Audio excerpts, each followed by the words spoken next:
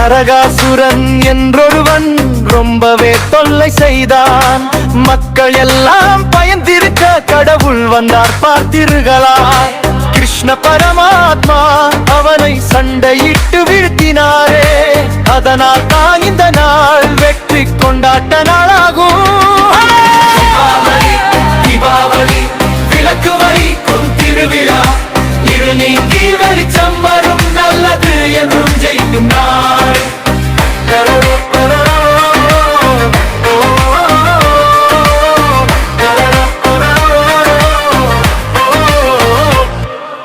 ராமர் கதை உங்களுக்கு தெரியுமா? வனவாசம் முடித்து ஊருக்கு திரும்பினாரே.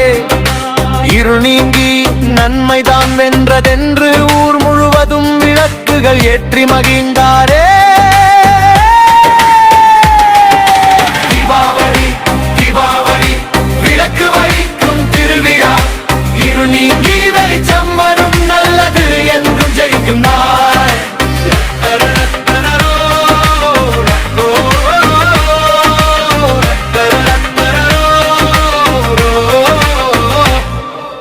பட்டாசு வெடிப்போம், பலகாரம் தின்னோம், புது துணி உடுத்தி சிரிப்போம். லட்சுமி தேவியும் வீட்டினிலே செல்வத்தை தருவாளே. நண்பர்களோடு சேர்ந்து நாம் சந்தோஷத்தை பகிர்ந்து போம். தீபாவளி தீபாவளி குதூகலமான வெளிச்சம்தான்.